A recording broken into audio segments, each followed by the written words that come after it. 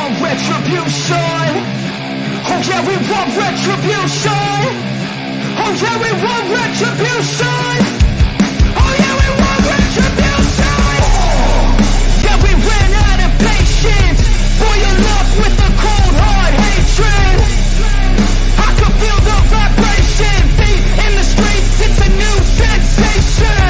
I wanna break faces on the pavement. I wanna make greatness look complacent. Adrenaline awakened, I can taste it. We can make an impact, grab and then take it. Like a disease, bring them to their knees. Take the thing to see. Just like a weed.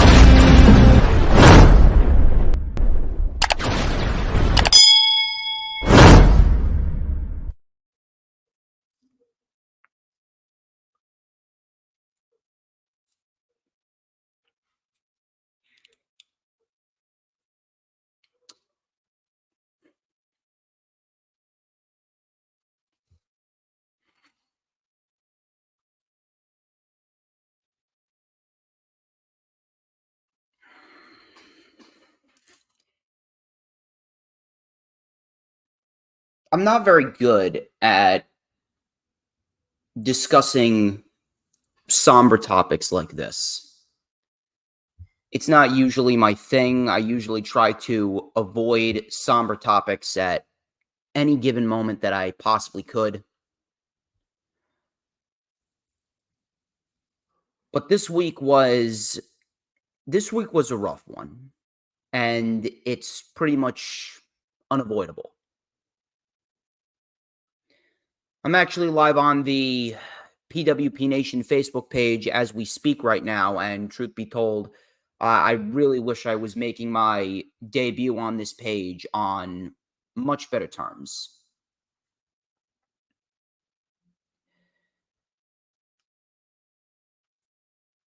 This past week, on Wednesday and on Thursday, the professional wrestling landscape lost two of the most influential figures in the history of the business, that being Terry Funk and Wyndham Rotunda, aka Bray Wyatt.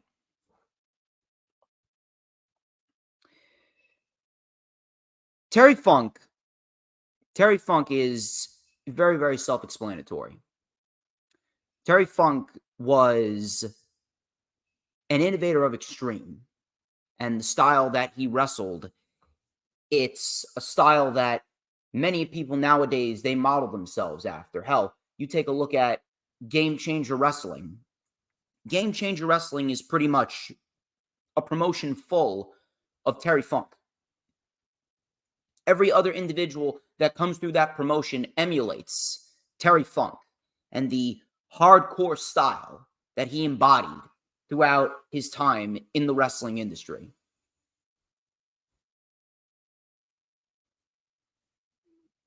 Terry Funk and everything that he gave to that business and the path that he took to build the legacy that he's built, it is something that is to be wildly respected and appreciated.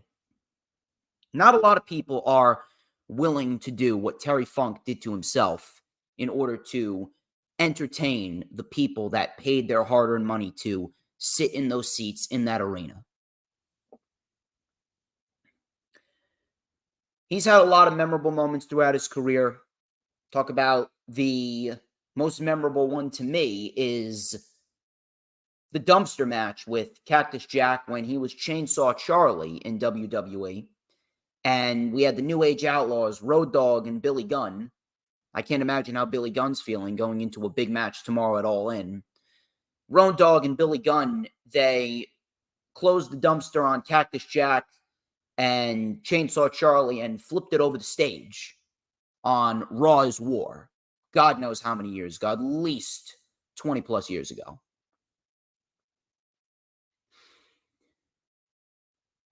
Chainsaw Charlie in WWE, and then he went to ECW at a rather old age for a professional wrestler, did Terry Funk, and he was not slowing down whatsoever. He threw himself through tables and lit barbed wire 2x4s on fire. Do you want to know what the most impressive thing about Terry Funk is to me? The most impressive thing about Terry Funk to me is the fact that after everything that he gave to the wrestling business from a physical standpoint, to then retire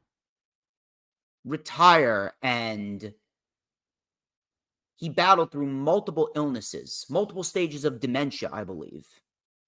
And the fact that he still managed to live till he was nearly 80 years old, just shy of 80, nearly 8 decades he spent on this earth. And he spent the last 5 years, I would say, battling severe illnesses and dementia.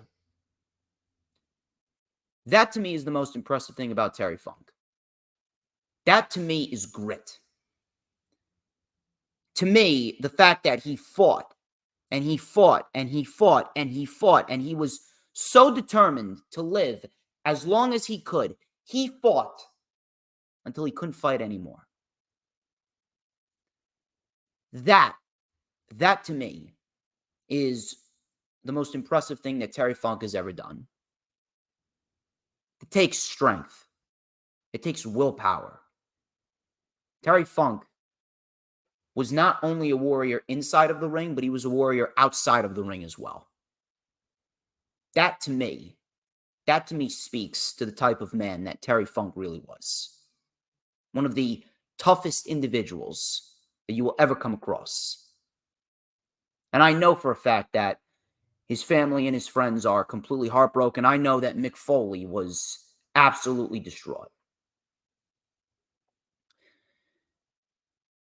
And then there's Bray Wyatt. Bray Wyatt, that one hit me hard just because of how unexpected it was. Just how it was popped on us like that. I remember on Thursday evening, I was getting ready for dinner.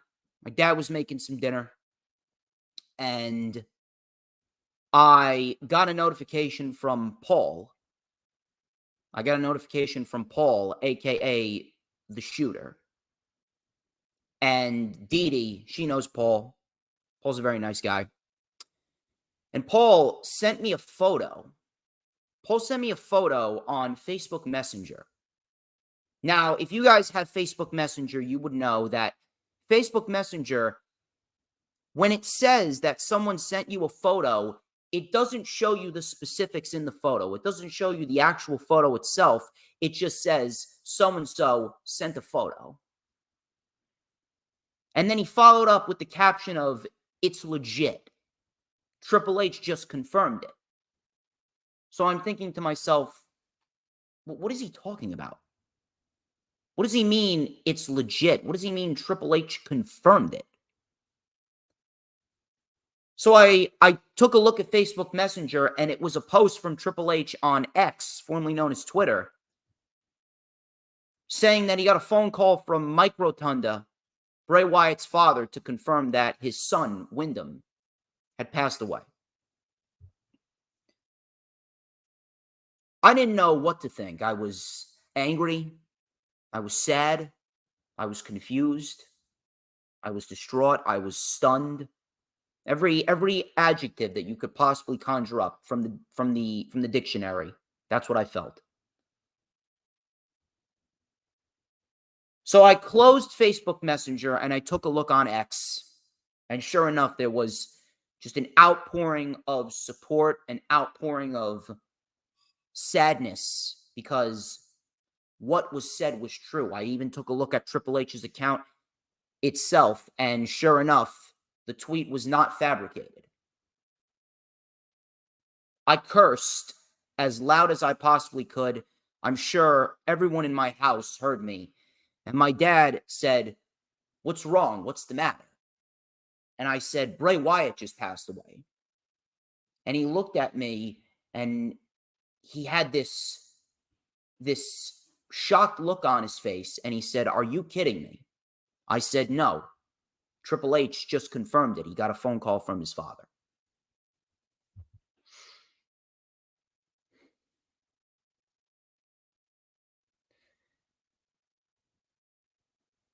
I could talk about a lot of memorable moments from Bray Wyatt's career.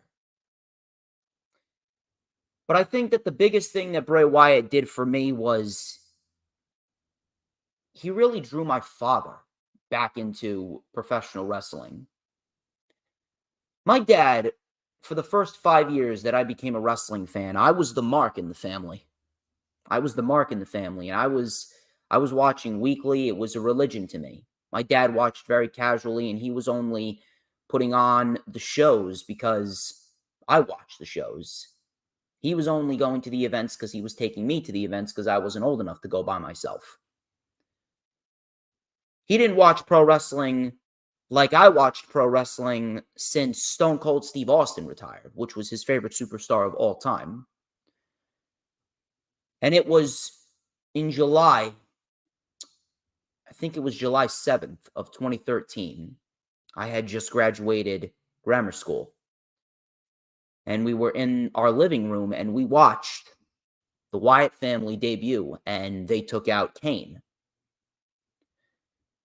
And we started to see Bray Wyatt cut these promos, and we just sat there, and the aura that just oozed off of the television screen and the presence that we felt from Bray Wyatt.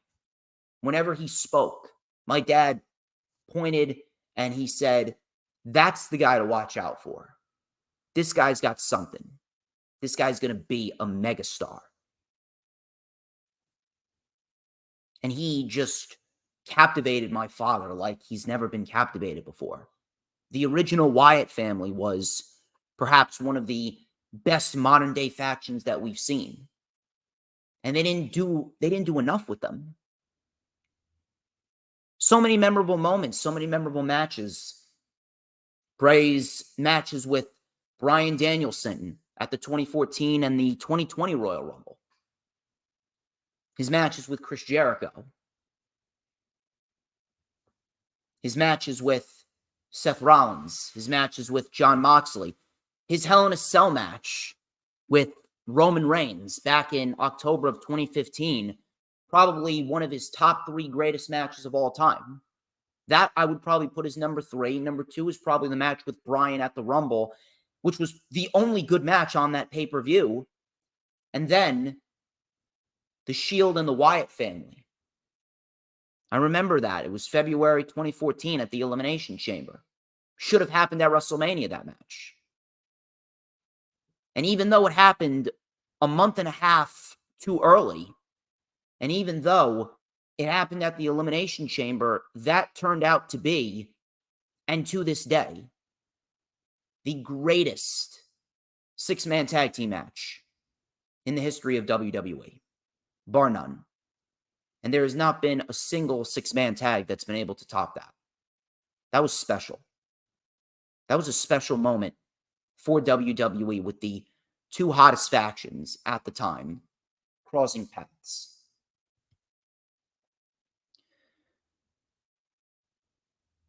I think one of the biggest moments for me with Bray Wyatt was Extreme Rules 2014. And I reference that because it was May 4th, 2014 in the Izod Center. They closed it down. They should really reopen it again. May 4th, 2014 in the Izod Center. It was Extreme Rules 2014. I had been 15 for a month. And lo and behold, it was close. And me, my dad, and my uncle, we decided to dress up as the Wyatt family. My uncle was Eric Rowan.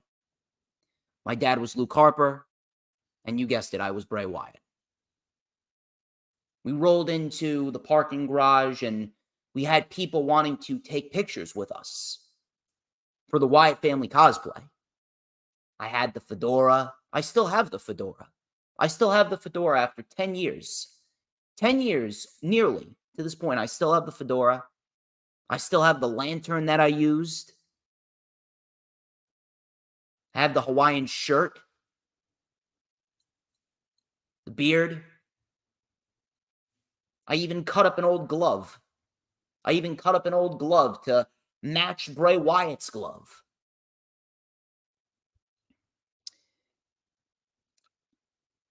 Taking pictures, and I got to see Bray Wyatt beat John Cena inside of a steel cage that night. I don't have any photos or videos from that pay-per-view because I left my old iPod Touch in my father's car when we went to go inside for the event. I have no photographic or video memory. And if I did, I already lost my iPod Touch, so I wouldn't have had it anyway. But yet I remember that pay-per-view. I remember that show very, very well. And I got to see Bray Wyatt, while dressed as Bray Wyatt, beat John Cena inside of a steel cage. One of the most fun experiences that I had as a professional wrestling fan. His return last year at Extreme Rules 2022. I remember where I was. I remember what I was doing. I remember who I was with. I was with Jess and Roman. Legitimately right down the block from my house. I walked to their house. I legitimately walked to their house, and Jess still offered to take me home because she didn't want me to walk home in the cold.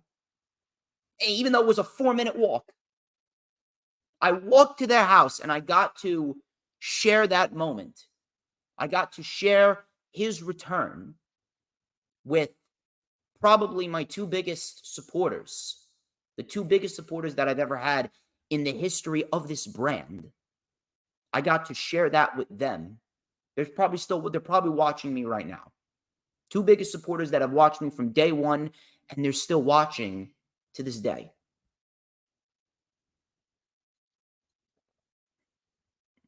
I think probably one of the craziest things that happened to me that really intertwined with Bray Wyatt was when he first won the WWE Championship in February of 2017. I remember that. It was February 12th, 2017.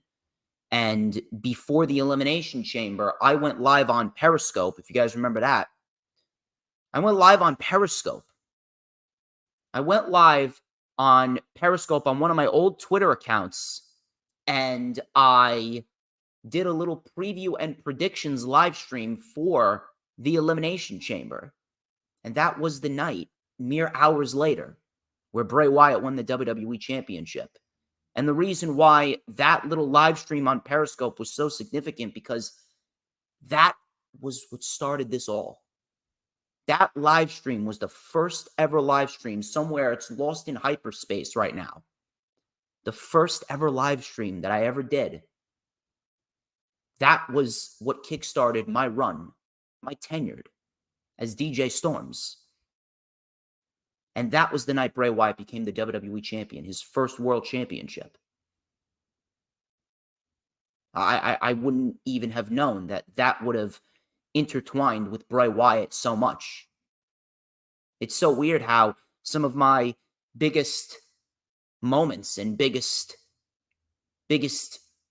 happenings as a professional wrestling fan, they happened at the same point where Bray Wyatt had some of his major moments.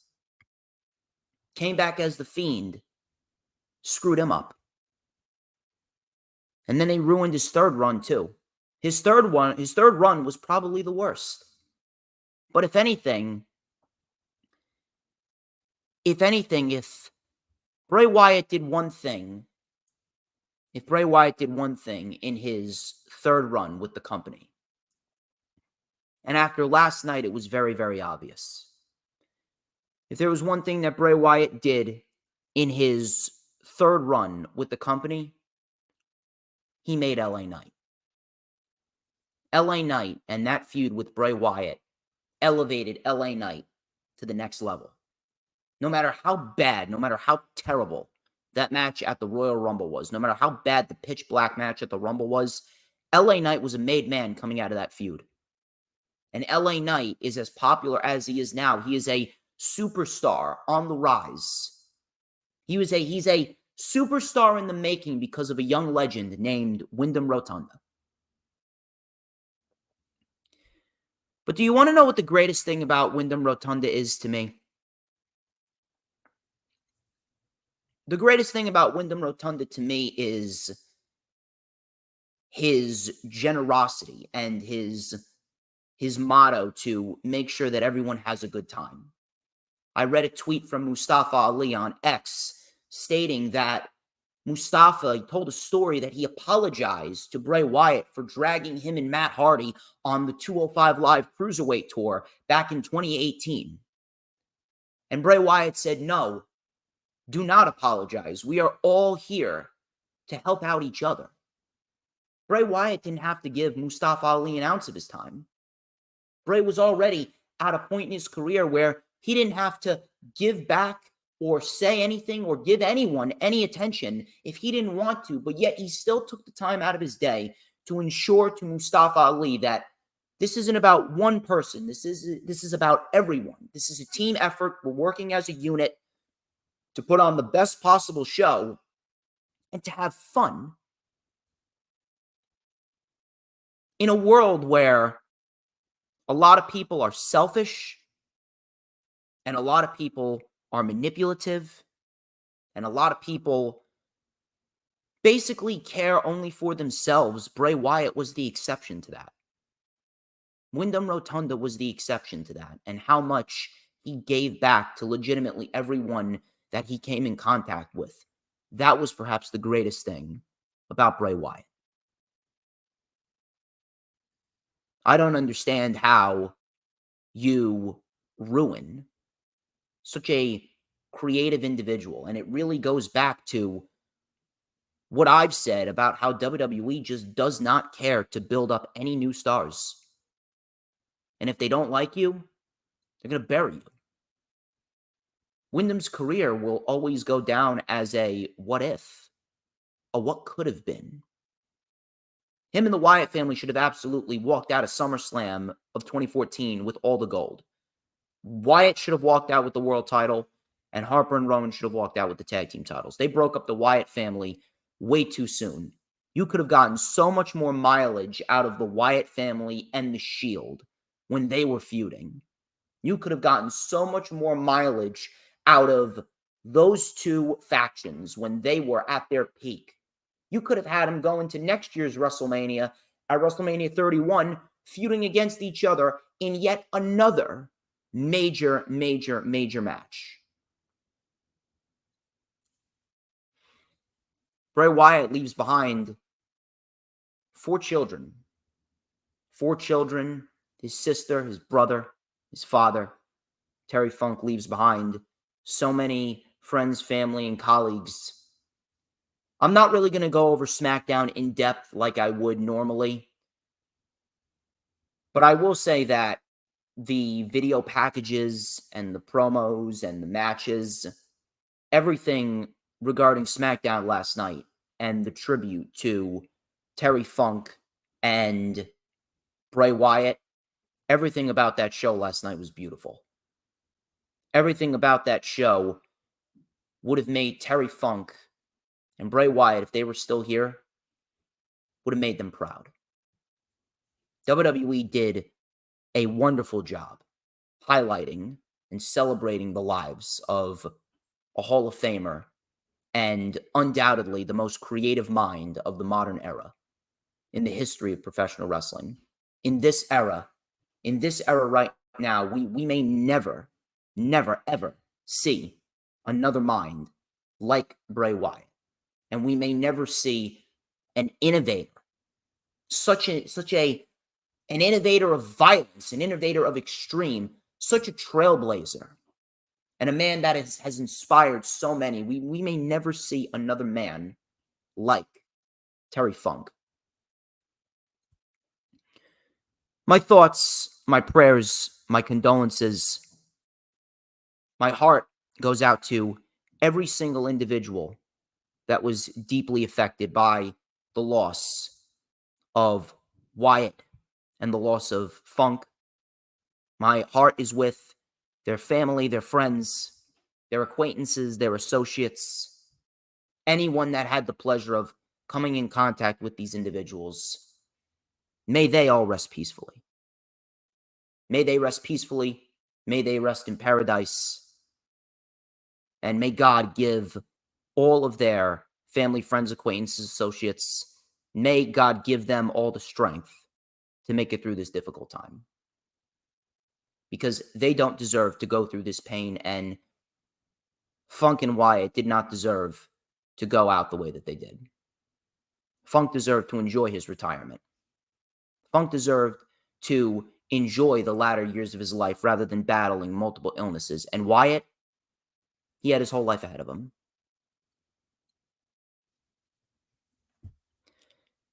There will never, ever be another Terry Funk, and there will never, ever be another Bray Wyatt. And I'll end it with a thank you to both Terry Funk and a thank you to Bray Wyatt. Because without them, wrestling may not be what it is today.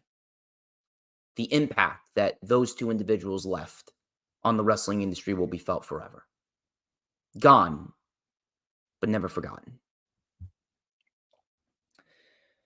I'm a little bit more toned down. I'm a little bit more relaxed. I am going to do what I do, and I appreciate every single one of you for stopping by. I appreciate Dylan and Paul, Hoolagrim, Dee Dee, Mac the Giants fan, Adam Carl, everyone that's watching on Facebook, everybody that's watching on YouTube.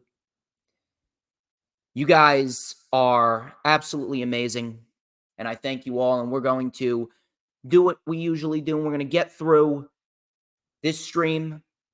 This is my flagship show, the Lightning Flash update for Saturday, August 26th, 2023, the final LFU of August as we head into the month of September. I got plenty of content coming to you guys next week. Starting tomorrow, actually. Tomorrow is the rewind for AEW All In at 6:30 p.m. Eastern Time. Immediately following the show, I will go live at 6:30, and we will go over what is a much-needed show and a celebration of pro wrestling, something to help us get through this very, very, very difficult week for us as wrestling fans. All In, it feels like it's going to be a big show. It's going to deliver big time, and we're all going to watch. We're going to enjoy it. Rewind for All In is coming to you guys tomorrow at 6:30 p.m. Tuesday at 8:30, August 29th, is the rundown for WWE Payback.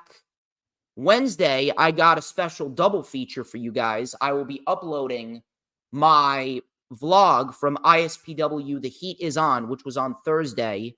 And on ISPW, they actually had a dinner before the show. I didn't attend the dinner. But all those wrestlers, they got the notification that Bray was gone during the dinner. And 90 minutes later, the promoter, Tommy Fierro, shout out to him, Tommy Fierro did a 10-bell salute for both Bray and Terry Funk. And then in the first match of the night, Bull James, he defeated TJ Epics with a Sister Abigail. So I have it on good authority that I was at the legitimate first tribute show. For Bray Wyatt and Terry Funk in the world, legitimately 90 minutes after Bray Wyatt's death. That vlog will be up on Wednesday afternoon. And then Wednesday evening, I will be joining Sarah Hapka and I will be joining Earl Cole on the AEW Dynamite Watch-Along. I will be joining them on the AEW Dynamite Watch-Along.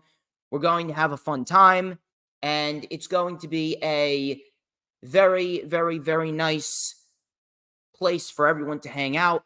And we're going to talk about the fallout of All In. We're going to have a fun time. Thursday, I got a very early stream. Thursday, I got an early stream at 4 p.m. Early stream at 4 p.m., and it is the rundown for All Elite Wrestling All Out. Next Thursday, 4 p.m., the rundown for All Out. I will not be doing an LFU next Saturday. Because next Saturday, I will be in North Carolina. I will be in North Carolina for my cousin Andrew's wedding. Shout out to Andrew. But I will be back next Tuesday. For the rewind for WWE Payback. Tuesday, September 5th. And then on September 7th, I will be live for the rewind for AEW All Out. So it's a busy couple weeks in terms of brand work. Plenty of good material coming to you guys. And once again, I thank all of you for joining me here. Follow me on X, formerly known as Twitter. And follow me on Instagram as well, at HistoryMakerDJS. Once again, that is both at HistoryMakerDJS on both Instagram and X. You can add me on Facebook as well. For collaborations and business inquiries, please send me an email. My email is, of course, StormsTakeOver@gmail.com. All those links are in the description. You can also like the official DJ Storms business page, which we are streaming live on right now. And I may just send you an invite to join the official DJ Storms Posse group on Facebook. That is, once again, all those links are in the description, as well as the link to the rundown for AEW All In from this past Tuesday. I streamed live on YouTube, and the rundown was a major success. Go check that out if you missed it. The link is in the description, and if you're watching on Facebook, the link is in the caption. You can also check out all of the Hardcore Sports social media links. They're all in the description, including Instagram, Twitch, Twitter, and YouTube. We're live on the YouTube channel. We're live on the Twitter page, and we're live on the Twitch account as well. And I want to give a special shout out to Jay Leto, PWP Nation. Go subscribe to the PWP Nation Facebook page. We are live on that right now. We're going to have a good time. And go and check out the PWP Nation website as well. Jay Leto is a hard worker, and him and I will be in the flesh live at 90s WrestleCon, coming to you guys at the end of September 30th in the Rockaway Mall in Rockaway, New Jersey. And my final shout out I would like to give is to Brittany K. Who is a major Bray Wyatt fan, a massive Bray Wyatt fan, probably one of the biggest Bray Wyatt fans out there. Bray Wyatt saved her life, and Bray Wyatt gave her a purpose in this life. She does beautiful designs on her iPad from scratch, and she is doing a lot of Bray Wyatt sales, and all the proceeds will be going directly to Bray Wyatt's family. So if you guys want to support Bray Wyatt, go and follow her on Twitter and Instagram. Her Twitter is at BrittanyK5150, and her Instagram is Brittany K Designs. Go and buy a design for her, and all of those proceeds will go directly to the family of Bray Wyatt and all those deeply affected by his passing. Like the stream, as per usual. Like the stream no matter where you're watching it on, whether it be Facebook, Twitch, Twitter, formerly known as Twitter. It's now X, or YouTube. Share it out. Share the stream out on all platforms of social media: Twitter, Instagram, Facebook, Pinterest, Tumblr, Snapchat, TikTok. Share it out. Share it out. Get as many people in here as possible. We're going to have a good time. We're going to talk pro wrestling. And of course, please make sure that you hit the subscribe button, whether you're watching on my YouTube channel or the Hardcore Sports YouTube channel, and hit the notifications bell, and you will know whenever I pop up on YouTube, and you already know why. It's the best time to be on YouTube when DJ Storms is live on YouTube. Let's get right to the festivities here. News, rumors, and reports. We got a lot. I got a report from Fightful stating that there have never been any significant creative plans for Odyssey Jones ever since getting drafted. If you guys even remember, Odyssey Jones from NXT got called up in the draft, and there was absolutely zero creative plans for him. I could have figured that out. They did not need to specify that. Zero creative plans for him. He has not made one single appearance. We're sitting on August 27th. We're going into September in legitimately less than a week, and there has not been one single appearance from Odyssey Jones ever since getting drafted at the beginning of May. Not even the beginning of May, at the end of April. Not one single appearance, not one single creative plan. And I ask, why did you even call him up? Why did you even call him up? Odyssey Jones was in no way, shape, or form ready to get called up to the main roster, and you could have actually gotten a little bit more mileage out of him in NXT. There was plenty of things for Odyssey Jones to do in NXT. Who's to say Odyssey Jones could not have become a North American champion or an NXT champion in due time with the proper booking and the proper time that he could have spent in NXT building his craft and becoming better? Why did you even call him up? Calling up Odyssey Jones with absolutely no creative plans, that is a Vince McMahon move right down to the very last letter. I really don't understand why the WWE calls up these people with absolutely no intent of using them, and yet they still have to show up at every single show. At least with Tony Khan, if he's not using someone, they're not coming to television. Wardlow has not been seen on television in God knows how long. He should be on television, but they're not using him, so he's not going to the shows. If you do not have an intent on using these individuals, why are you even calling them up to the main roster to begin with? He's not even being used as another body to put people over. This is one of the main things that WWE does that just leaves a sour taste in everyone's mouth. This is why no one trusts them, because they call up individuals with no intent of using them. Odyssey Jones should have never been called up from NXT if you were going to do nothing.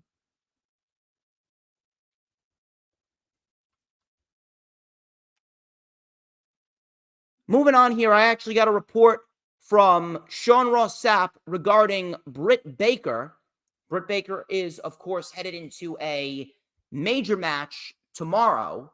She is in a fatal four-way match with Hikaru Shida, Saraya, and Toni Storm for the AEW Women's World Championship.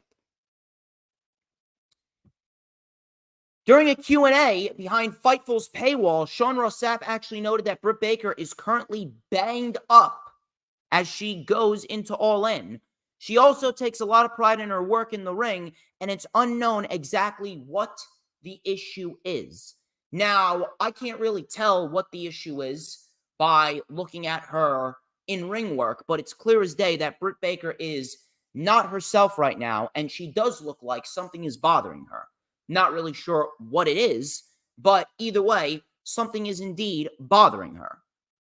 And if I was to go out on a limb and guess it, I'm going to say that it's just wear and tear. I'm going to say that it's just wear and tear on her body, similar to what Kenny Omega was going through and all the bumps that he's taken over the years and his style of wrestling. It's going to cause some long-term damage to your back and to your limbs too. Same thing with Randy Orton. Now, it doesn't look to be as bad as what Randy Orton has, but regardless, when you take all these bumps and when you go hard the way that you're going hard as a professional wrestler, of course it's going to have a long-term effect on you. Of course, it is going to have an effect in which your body is going to start feeling it. Your body's going to start giving out. I respect that she takes a lot of pride in her work, but if you are not ready to go, if you are banged up, you should say something and you should not be involved in any sort of high-profile match whatsoever. I'm sorry. It is completely idiotic to be involved in a high-profile match like that because if Britt Baker is banged up, who's to say she may not screw up something? She may not mess up a move, and she could very well cause injury to one of her opponents. At the end of the day, the number one rule of pro wrestling is to always protect your opponent. Care for the individual that you're in the ring with. If Britt Baker is not physically healthy enough to do that, why is she in a high-profile match on AEW's biggest show ever? I don't care if she's Britt Baker. I don't care if she was the first AEW Women's signee. I don't care if she was AEW Women's Champion. I don't care what kind of star power she has. At the end of the day, in no way, shape, or form should Britt Baker be competing injured in a high-profile match like this. Now, if she gets past it, no problem. But at the end of the day, after All In, I fully expect Britt Baker to take some time off because she cannot continue to operate if she is hurt and she is banged up. She needs to spend a couple of weeks or a couple of months rejuvenating. Look at Thunder Rosa. Thunder Rosa is taking all the time in the world to heal up her back injury because she does not want to come back in any way, shape, or form, not 100%. Britt Baker should do the same. Kind of irresponsible. Kind of irresponsible, if you ask me.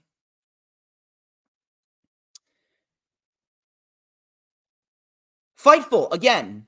Fightful, they had a lot of major reports. Fightful Select has learned that there has been discussion within AEW about potentially working with and or signing Mariah May. Now, Mariah May, she was a wrestler that really rose to prominence in the United Kingdom, and she was trained to become a pro wrestler around 2018, 2019. She became a pro wrestler, and she had a stint over in Japan. I think she's with Stardom right now. She's with Stardom right now, and supposedly, she got very good. She was green back then, but she sharpened up her skills in Japan, and she really, really got very, very good. Now, I have not seen any Mariah May matches per se in recent memory. I know Jay Leto, he is a big fan of Mariah May. Now, if what people are saying is true, then in the end, Mariah May could end up being a nice little addition to the AEW women's division. However, it all depends on how she's booked. I'm not really sure what exactly is going to be, not really sure exactly what is going to be said. I'm not really sure what is going to be, not really sure what's going to be of Mariah May when she does get into AEW, or if she does get into AEW. Not really sure how she's going to be portrayed, but if she is as good as she says she is, I would like to hope that they may very well be in a position where they could find themselves the next breakout star. You already got a lot of breakout stars in Chris Statlander, you got Thunder Rosa, you got Sky Blue, you got Willow Nightingale. You're going to need more individuals to carry the women's division once Toni Storm is gone, and Ruby Soho's gone, and Britt Baker's gone, and Jamie Hayter's gone. So, if Mariah May could very well be an unofficial women's division pillar, I actually think that they could benefit greatly from that. And if anything, it could very well be a gateway for more people from Stardom to come on over to AEW in a forbidden door type of manner. And it could very well be a gateway to get Mercedes Moné into AEW, because she's still working with Stardom and the companies over in Japan. So if this could very well be a gateway to get more women in Stardom and potentially a Mercedes Moné into the fray, I would not be opposed to that whatsoever. And if Mariah May is good, by all means, give her that opportunity. I'm actually intrigued. I'll keep you guys updated on that. Sportskeeda.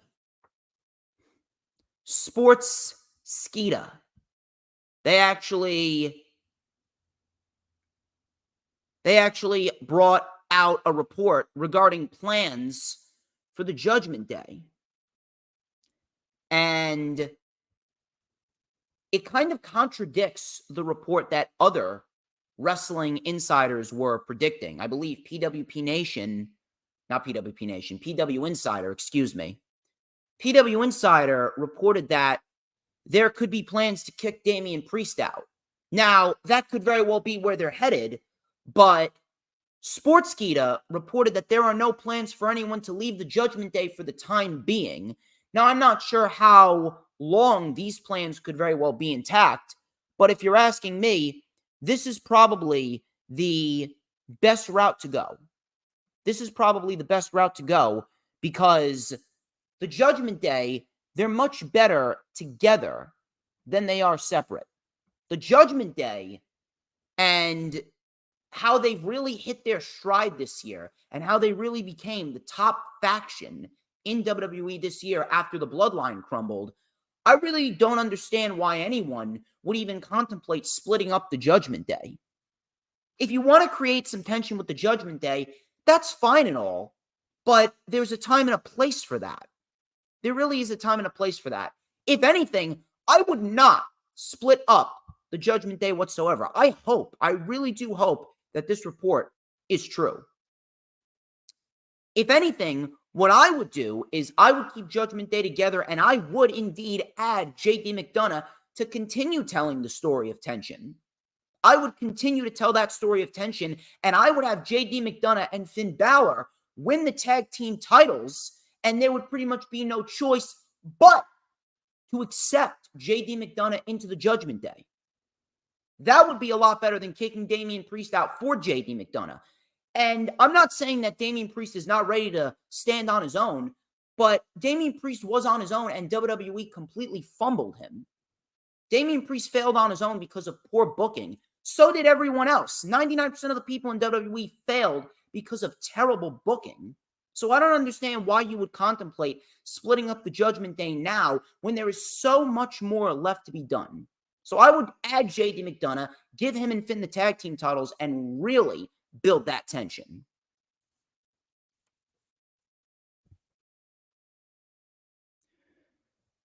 From there, I got a report on Zelina Vega.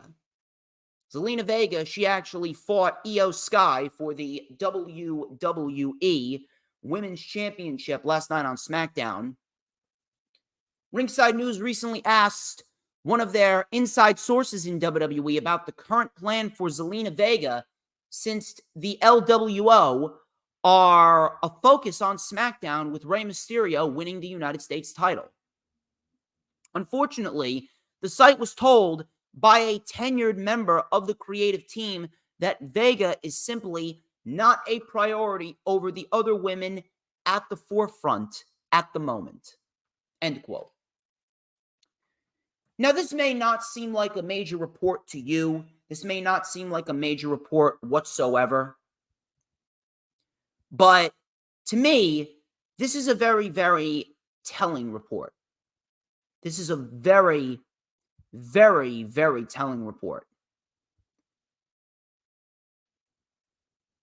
Last week, I believe I reported regarding WWE having the Bloodline take a breather. The Bloodline is now on hold, minus Jimmy Uso, because Jimmy Uso is going to be coming back next Friday. Jimmy Uso is going to be coming back next Friday, and the Bloodline storyline with Roman going away, it is essentially on hold. With the Bloodline storyline essentially on hold, WWE said that they saw this as an opportunity for other superstars and performers to step up. They wanted this to be a scenario where other people stepped up to the plate. And that's great and all, but at the end of the day, how many people have stepped up to the plate? LA Knight stepped up to the plate. What are you doing with him? Finn Balor in the past, he stepped up to the plate. Priest, he stepped up to the plate. Before the Judgment Day, he stepped up to the plate. What about Sami Zayn? What about Kevin Owens? What about guys like that before this Bloodline storyline? Are you telling me that none of those individuals stepped up to the plate? Because that is absolutely a garbage theory. In no way, shape, or form can anyone tell me that guys like that, before we were in the situation that we're in now, before they were tag team champions and before the Judgment Day and before the Bloodline and all this, Owens and Zayn and Balor and Priest and LA Knight, you cannot sit there and tell me that they did not step up to the plate. They absolutely stepped up to the plate in more ways than one. You know what the problem was? The problem was WWE did not book them correctly. That was the problem. That has been the problem for years. That has been the problem ever since CM Punk left. Hell, even before Punk left. WWE does not put any effort into anything. They are lazy. They are complacent. They rely on one thing and they shove it down everyone's throats until everyone is sick of it. And they do not, I repeat, they do not care. They don't. The WWE wants people to step up, but little do they know, people have stepped up and they have neglected them. They've negated them. They have cast them off to the side, never to be seen again. They've ruined them. They've mistreated them. They've buried them. What it ultimately comes down to is if WWE wants to put effort into said individuals. Now, yes, Zelina Vega is not the best, but at the end of the day, she is a great example because she's improved. She's gotten a lot better from where she once was. She actually wrestles like a professional wrestler. She's not half bad whatsoever. Io and Zelina did not do half bad for themselves last night on SmackDown. But the problem is that WWE creative, i.e. Vince, does not care. Zelina Vega is not a priority. If WWE wants people to step up, if WWE wants people to grab that brass ring while the Bloodline is on a breather, then you need to give them the same amount of care that they are giving because they care about stepping up and they care about grabbing that brass ring, but you don't. Vince doesn't care. But of course, WWE will never take responsibility for that, and they're going to blame the talent, and they're going to act like they're flawless. They're going to act like they can do no wrong. They're going to neglect. They're going to mistreat. They're going to ruin. They're going to bury because that's what they do. If you can't put effort into someone as simple, as undercard as you can get, if you can't even put effort into someone like a Zelina Vega with the Latino World Order, why should we believe that you're going to put effort into anything else where the Bloodline is on breather? It's stupid.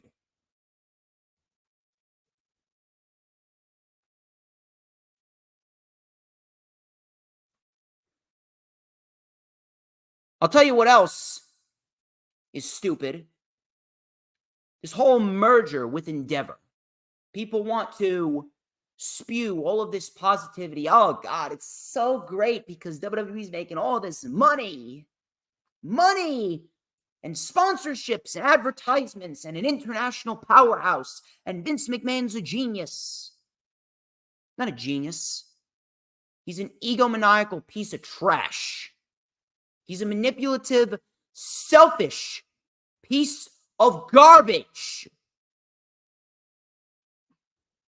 PW Insider reported that there's a sense of gloom and doom within the company offices with many employees. These are all the people up in Stamford that are about to lose their jobs because there's a feeling that if you're not a part of production or involved with WWE talent, you're not safe.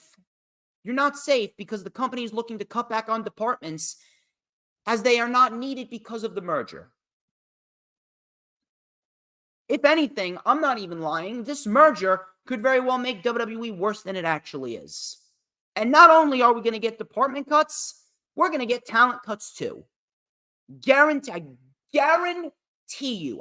guarantee you that we will get talent cuts at some point. They were rumored to come on July 1st. That didn't happen. But just because that didn't happen doesn't mean that this can't happen. We have to keep an eye out, because as soon as we get that notification that people are getting let go, you know for a fact that Vince McMahon is back in charge. I don't care. I do not care if it's part of the world of business. This could have been avoided if Vince didn't sell the company. He sold the company because he wanted to gain all the power back that he lost when he was forced to retire, and then some. Gloom and doom. WWE office employees could very well be cut. Guess what? It's not going to stop here.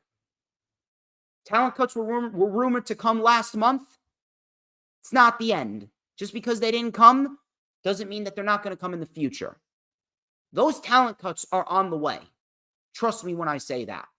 I can just sense it. I just sense it in my heart of hearts that as soon as this merger is complete by the end of September, beginning of October, Vince McMahon, he's going to be fully back in charge, and he's going to start firing and releasing people left and right. Not only in offices, he's going to start releasing people on the WWE superstar roster as well.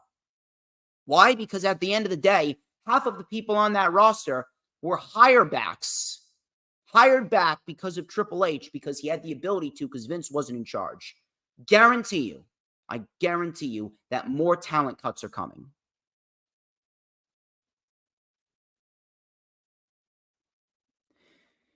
And my final report before we get into the big one. While speaking on his podcast, Arn Anderson revealed that his son, Brock Anderson's contract will expire next week. Brock Anderson has been involved with AEW for a while, although nothing really crazy has come out of his career whatsoever. He just has not had the real opportunity to break out. So I'm not sure if leaving AEW may very well be a good thing for him, but in my eyes, I honestly don't think that he will. I also do not think that he will, because I don't think that he's going to want to be away from his father. I'm not sure if being away from his father is a good thing for him. Maybe NXT could be a good thing for him. I'm not sure. Maybe NXT could very well help him in the long run, but I just do not know. I don't think that him going to WWE is really going to be anything more than causing more tension between WWE and AEW. And I just really want this whole thing to end. It's never going to end. It's never going to end. I keep on holding out for a potential partnership, but maybe I should just put it to bed already. I should just put it to bed already, because the executives on both ends are juvenile, egotistical children. But I don't see him leaving AEW. I think he's going to want to be with his father in AEW.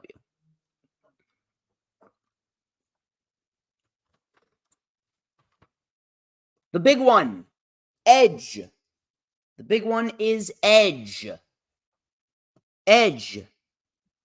Last week on SmackDown, he wrestled his last contractually obligated match of the current contract that he is on right now. And Edge, he fought Sheamus in what was a banger of a match, and he celebrated his 25-year anniversary. And people were going back and forth with what is their favorite Edge moment. A lot of people were referencing his cash-in on John Cena. A lot of people were referencing his moments with Rated RKO, the spear off the ladder to Jeff Hardy at TLC 2 at WrestleMania 17, his return at the Royal Rumble. To me, my favorite Edge moment is something that really doesn't get talked about all too often. My favorite moment of Edge was the Hell in a Cell match with The Undertaker at SummerSlam 2008. I joined wrestling right at the tail end of the Undertaker and Edge feud. And the reason why I reference that match and the reason why I always go back to SummerSlam 2008 and Edge versus Undertaker was because that was the match that got me hooked on wrestling forever. I was watching wrestling very casually. I was watching SmackDown on a very casual basis. I was just trying to get to know all the names. I got to know John Cena, and I got to know Batista, Chris Jericho, and CM Punk, and Shawn Michaels. And the one character that really drew me in was The Undertaker. My father showed me a History of The Undertaker video. It was called Tombstone, The History of The Undertaker. My dad showed me that documentary DVD, right? He showed me that documentary DVD, and he showed me the Hell in a Cell match with Mick Foley and The Undertaker. And I was asking him, Dad, is he still wrestling to this day? And he said, yeah. So I thought to myself, oh my God, like, I want to see this guy wrestle. But not only that, I want to see this guy wrestle in a Hell in a Cell match right now. I want to see this guy wrestle in a Hell in a Cell match in the present day. And then lo and behold, I remember, I think it was July 25th or July 26th, Friday Night SmackDown 2008. And I remember it was Edge trying to apologize to Vicky Guerrero because he cheated on her. And Vicky said, I did something you might not like. And Edge said, well, what did you do? And she goes, I reinstated The Undertaker.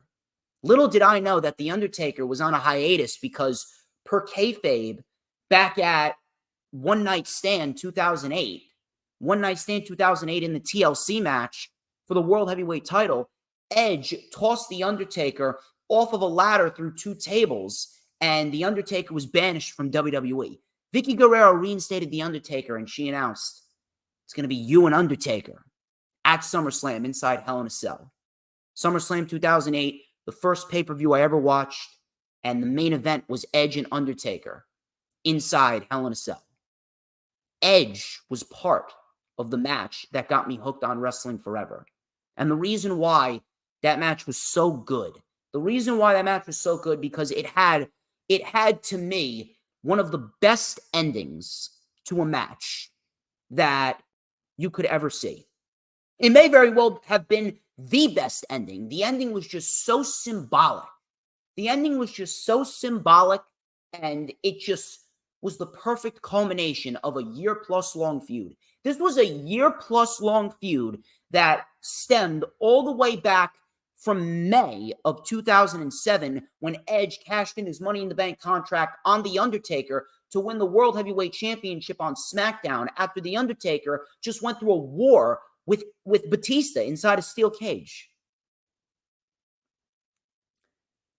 This was a year-plus long feud with Edge robbing The Undertaker of the World Heavyweight title inside Hell in a Cell, robbing The Undertaker of the World Heavyweight title at Survivor Series, beating both Batista and The Undertaker at Armageddon 2007, and then getting the main event of WrestleMania 24.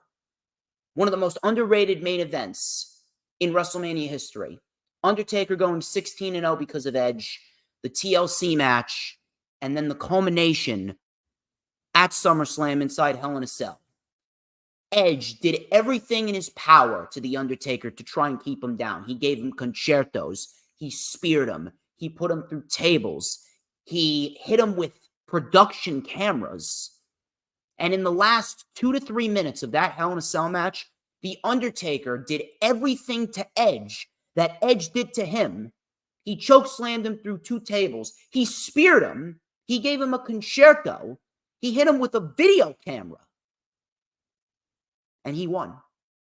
Edge was a part of that. And Edge was a part of that magical moment with The Undertaker that brought me to love pro wrestling and hooked me on pro wrestling up until this day after 15 years. Edge stated that his contract isn't up with WWE until the end of September. His match with Sheamus was his last contracted match. Now, Edge did throw a video out there and said that the WWE did not decline Edge's demands in a contract after that came out because the two sides reportedly, according to Ringside News, Edge and WWE did not come to terms. And the internal speculation with WWE is that he's going to AEW. PW Torch, they reported that Edge presented what he wanted from WWE to retain his services, and WWE declined his request. Edge said that that's not the case. Now, normally, I wouldn't really be questioning this. Because Edge is a very down-to-earth and genuine human being, and Edge, at the end of the day, he doesn't really lie. He's not a BS artist. He's not. Edge is a very genuine and transparent human being, and he's not going to lie to his fan base. However, normally I would say, all right, Edge is telling the truth, but I remember when the Royal Rumble 2020 came around and Edge pretty much called out rumors. He pretty much called out rumors on social media saying, yeah, this is not happening. I'm not returning. I'm not going to be at the Royal Rumble. And then he ended up showing at the Royal Rumble anyway. So based on that, there is a strong possibility he could end up in AEW. And for everyone that's saying, oh, Edge isn't going to AEW, he's not going anywhere, he's going to stay with WWE, how do you know? How do you know that Adam Copeland does not want to go to AEW? People are saying, oh, he'll ruin his legacy. How would he ruin his legacy? How would he ruin his legacy if he was to go in AEW and have a singles run against people like CM Punk and Kenny Omega and Hangman Page and Darby Allin and Sammy Guevara and all these people? How exactly is that Jay White, Konosuke Takeshita, MJF, Adam Cole? How is that ruining his legacy? That really just goes to show you how delusional people really are. And on top of that, similar to Matt and Jeff Hardy, where they wanted to retire together, how do you know that Edge does not want to go to AEW to end his career the same way that he started his career with his best friend? Edge, to me, is a man of sentimental value. And the thing that is most sentimental to him is his family. And Christian Cage is legitimately his family. Christian Cage is the closest thing that Edge has ever had to a brother. Christian Cage is pretty much Edge's illegitimate brother. They are closer. They're closer. They're like this. Who's to say that Edge would not want to go to AEW and he would not want to retire with his best friend, basically his brother in Christian Cage? Think about the matches that Christian Cage and Edge could have in AEW. Think about it. Hardys, Young Bucks, FTR, numerous amounts of other tag teams, Iron Savages, Private Party, Bullet Club Gold, Blackpool Combat Club. Why would you not want Edge in AEW? I'm not saying there's not things that he could do in WWE, but if anything, the options over in AEW is a lot more enticing. With how Edge is and how he's a very sentimental man, he's a man of value, family is a very important thing to him. Who's to say that he does not want to follow in the footsteps of Matt and Jeff Hardy, and he does not want to go to AEW and retire with a man that he basically considers his brother in Christian Cage? And the options for Edge over in AEW are a lot more intriguing, whether it be a tag team match with FTR, the Young Bucks, the Hardys, whether it be a singles run against Christian or Adam Cole or MJF or Kenny Omega. The possibilities are endless over there. It doesn't even have to be a full-time deal. It doesn't even have to be a 3-4 year deal. But if Edge wants to retire, I would like to believe that Edge would want to have a well-rounded career, go to AEW, and retire with his best friend, Christian Cage. And I think that Christian would want that as well.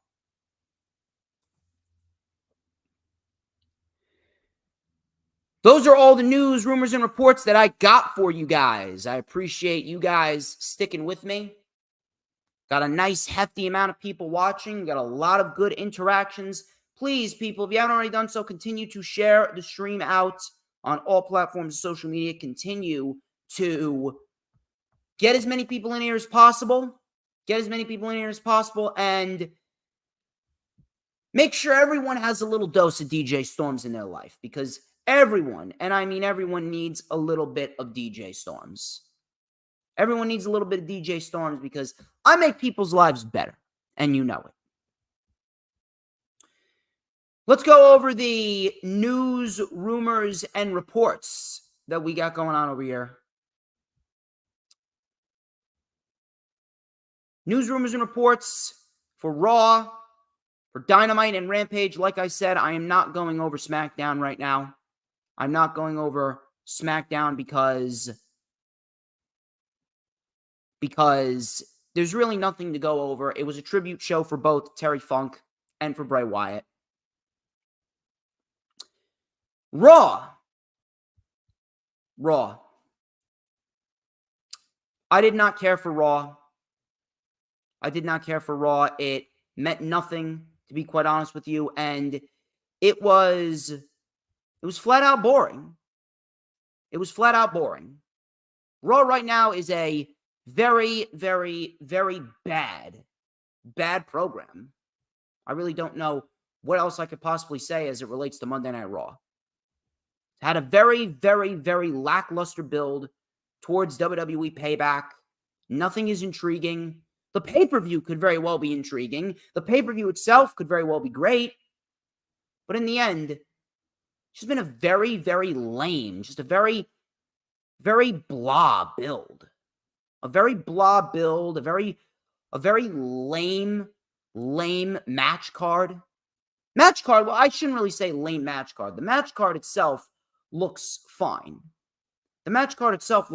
But it's very, very hard for me to care about anything, especially when WWE has not put any effort into any of their pay-per-views all year. They haven't put any effort into any of their shows, and everything just feels like it was thrown together. It feels like it was thrown together because they have to. It feels like it was thrown together just because they have to, not because they want to, not because they actually care about building a solid pay-per-view. And yes, Dylan, Monday Night Bore. Monday Night Bore, right down to the very last letter.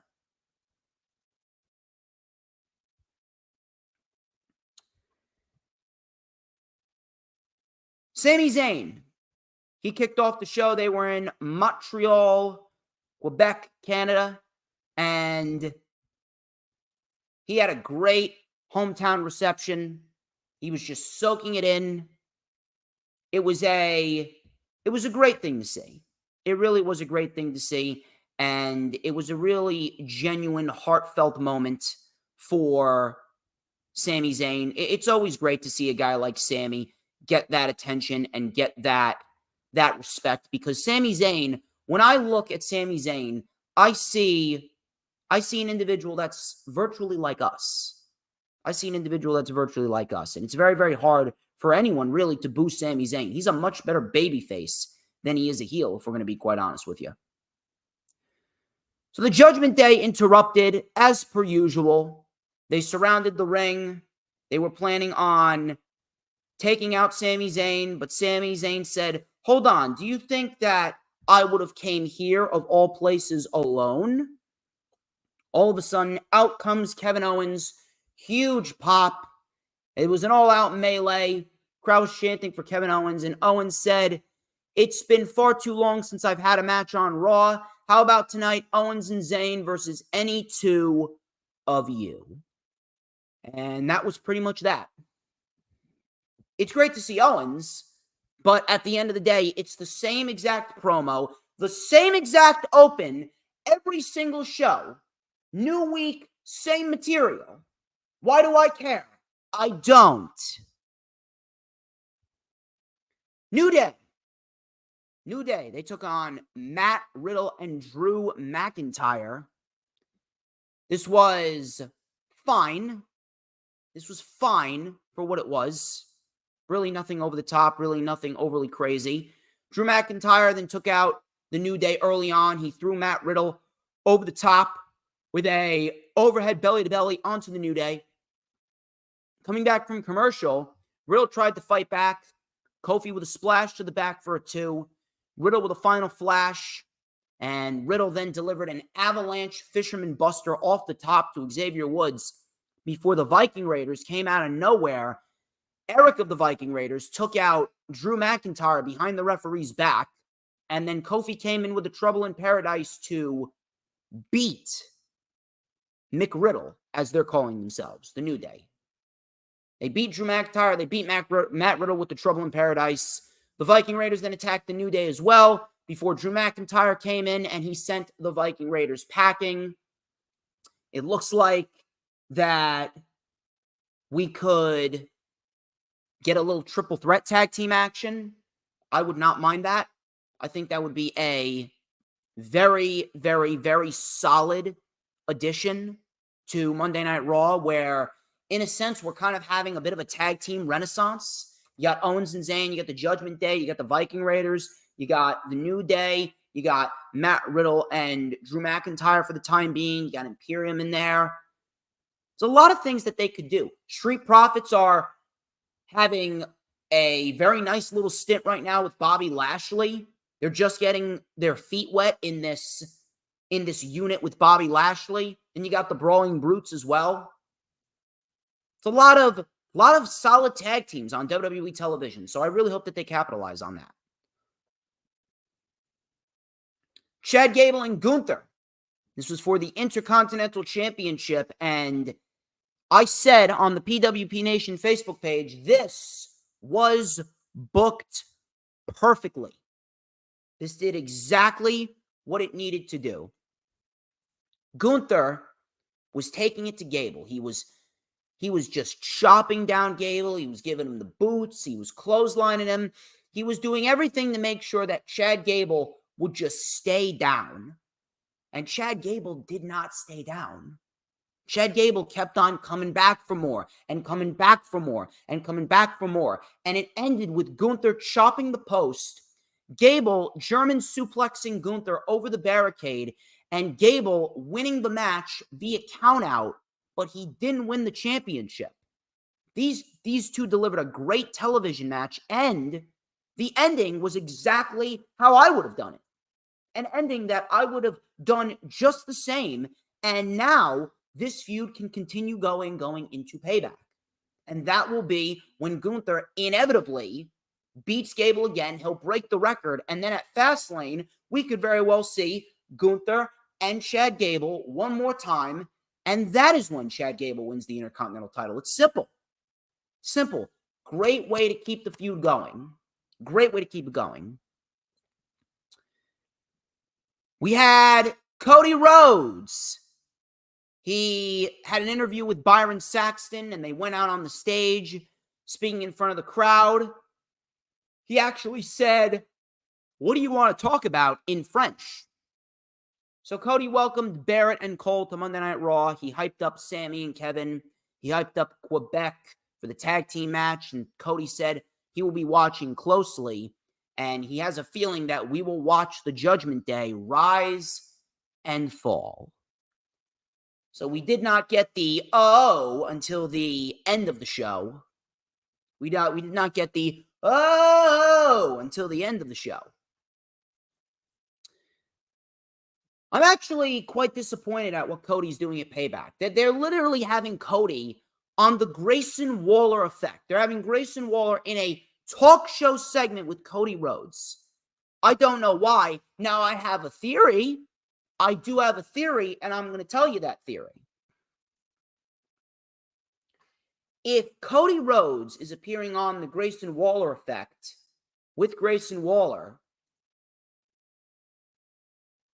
the only logical thing that I can think of is this is a setup for a Randy Orton return. I really don't understand why you would have a talk show segment if we're not going to get anything of substance coming out of it. If the Judgment Day interrupts Cody, I'm going to ask, well, why didn't you just give us Cody versus a Finn Balor or Cody versus a Damian Priest? If anything, I actually thought that we were gonna get Damian Priest and Cody for the Money in the Bank briefcase, because JD McDonough said, hey, maybe you should get rid of this briefcase because it's driving a wedge between you, Finn, and you, Damian. So at the end of the day, that's where I thought they were headed towards, but apparently they're taking it in a completely different direction. But unless Randy Orton shows up, unless we get a Randy Orton return and we kickstart a Randy Orton-Cody Rhodes feud, this just seems like a major waste of time. It seems like a major waste of time, similar to what John Cena and Grayson Waller did at Money in the Bank. That was a waste of time. Oh, that was pretty much made as a means to counteract what AEW was doing with All In. They announced that WrestleMania could potentially come to London because they wanted to take the thunder away from AEW All In. And they ended up bringing the show down with that segment. No matter how electric that crowd was, they brought the show down with that segment with John Cena and Grayson Waller. Are you really going to do the same with Cody and Grayson Waller here? The premium live events should be premium live events where everyone gets a solid amount of time. 15 minutes, no less. I don't understand why we need a Grayson Waller effect on a pay-per-view. Wrestling talk shows are suited for the weekly shows, not for pay-per-views. I'm sorry. Nakamura, he had a backstage segment. He said he knows about Seth Rollins' back. And Seth Rollins has had 2 fractures in his lumbar spine, and he is still living in pain to this day. Every day is filled with pain. And Nakamura said, I know I can break him once and for all. His body will crumble under the pressure. Are you satisfied, Seth? He was speaking in Japanese the majority of the promo. He said in Japanese, I will break you once and for all. Watch your back. This was actually very good. And I really do wish that we would get more promos like this. Just imagine if we had segments like this for almost everyone on the roster. Everyone on the roster would feel important. But Nakamura here, what they did was very, very, very solid. And I was very happy to see that they went this route with Nakamura. I really do hope we get more of this. After that, the show really took a nosedive. It just fell off a cliff. After the first hour, the show just completely went left. And the show was just, it was a struggle to get through. It was a chore. It was an honest-to-God chore. Candice LeRae, she took on Rhea Ripley. LeRae legitimately got squashed by Rhea Ripley. I don't understand what the point of this was. Very poor decision. I don't understand why, when you have full-time talent, why is it that The Miz and Akira Tozawa got more time than Candice LeRae and Rhea Ripley? You do realize that Candice LeRae and Rhea Ripley could realistically put on the best women's match of the year if you want them to. But no, over here, they're barely even worth 2 minutes. Pathetic. So LeRae was used as a setup to have Raquel Gonzalez came out with a crutch. Raquel came out after Candice just got buried with a crutch, and she threw the crutch at Rhea. We got a little brawl, and it resulted in Raquel Rodriguez saying that she is medically cleared, and the match was made for Payback Women's Championship. It is Rhea Ripley and Raquel Rodriguez. Should be a decent match. I'm actually very much impressed with what Raquel has done and the way that Raquel has really improved significantly. She really has improved significantly over the course of the last number of months, and I'm looking forward to seeing what she does with Rhea. The Miz. Miz came out to hype up his opponent, a big level opponent. He continued to downplay LA Knight. His opponent ended up being Akira Tozawa. I had a feeling it was going to be Tozawa from the moment that he said it. Tozawa was actually doing LA Knight's catchphrase. The crowd was into it. Miz then had enough and booted Tozawa. And we get ourselves a match. Akira Tozawa and The Miz. LA Knight came out to watch early on. Tozawa, he then drop-kicked The Miz out of the ring and delivered a very nice suicide dive. I love Akira Tozawa's suicide dive. Coming back from commercial, Miz tried to wear down Tozawa. Tozawa tried to mount a comeback. We had a nice Hurricane Rana and a Shining Wizard. We had a Wrecking Ball dropkick by Miz. Tozawa then, with a Hurricane Rana off of the table into the steel steps, went Miz. He went for the diving senton, but Miz got the knees up. Tozawa was then getting set up by The Miz, and The Miz was going to hit the skull-crushing finale before Miz stopped to talk to LA Knight, and Tozawa rolled up The Miz for the win. And Tozawa ended up beating The Miz on Monday Night Raw. I hope we see more of Tozawa, because Tozawa, at one point in time, Akira Tozawa was the most consistent performer in the WWE. So I actually do hope we see a little bit more of him, because Tozawa, he can wrestle. He can work. Afterwards, LA Knight went into the ring and gave The Miz the blunt force trauma, the BFT. Becky Lynch. Oh my God. Becky Lynch.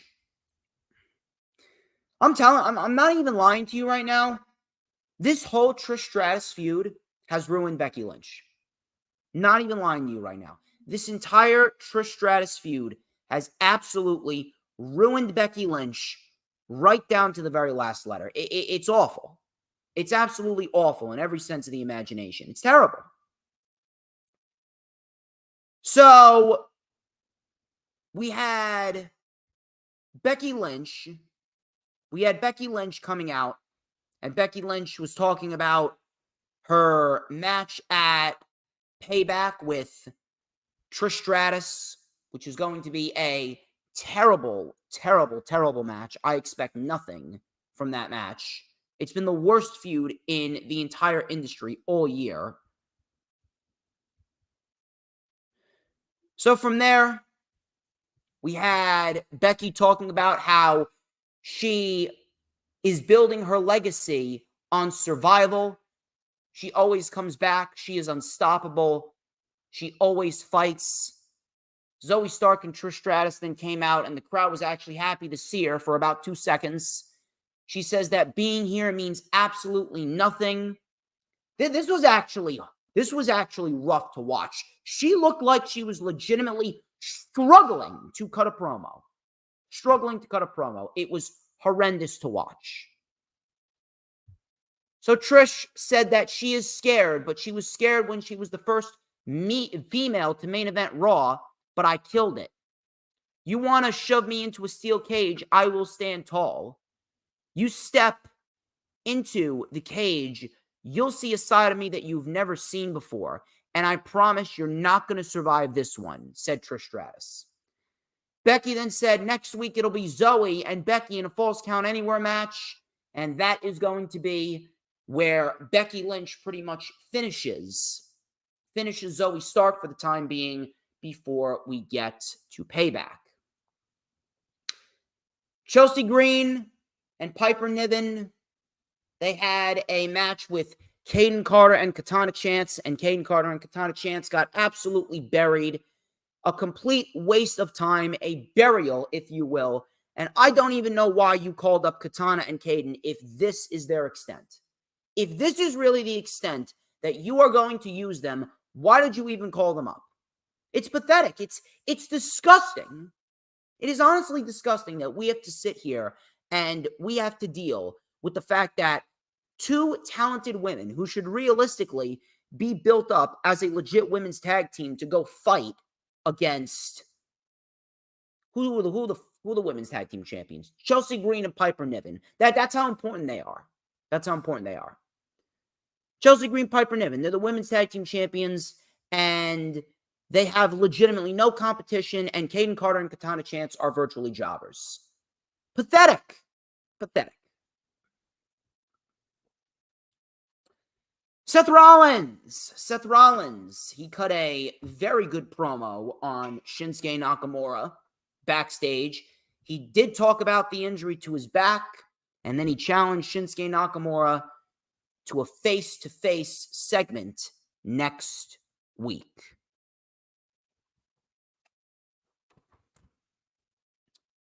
And then in the main segment, we had Sami and Kevin versus the Judgment Day. It was Balor, it was Priest, Kevin Owens, Sami Zayn. It ended via a disqualification because JD McDonough tossed the briefcase to Balor. Took him, and Kevin Owens caught the briefcase. He hit Balor with it, and that caused a disqualification, which was completely idiotic, only to result in Cody Rhodes coming out, and we get a 6-man tag team match. I mean, of course we do. Of course. Terrible. It was a terribly booked segment. If you were going to do the 6-man tag team match, why didn't you just do it at the pay-per-view? Why did we need to see this? If anything, why didn't you give us Owens and Zayn defending the tag team titles against JD McDonough and Finn Balor, with JD and Finn Balor winning, which could have caused more tension between Balor and Priest? That would have been an interesting direction to take the story in. That would have actually made sense, and with JD sliding on into Judgment Day, it would have actually made the group a lot more intriguing, because right now they're just spinning their wheels. They're doing nothing. 6-man tag. If you've seen this 6-man tag, you've seen the 6-man tag that we have gotten every single week on Monday Night Raw for the last 3 months. The entire summer has been nothing but Judgment Day 6-man tag team matches. Nothing but Judgment Day 6-man tag team matches. Cody Rhodes and the babyfaces get the win. Same thing over and over and over again. And that was pretty much it. And now you got Cody on the Grayson Waller effect at Payback. Yeah, what a great use of Cody. Boring show. A boring show.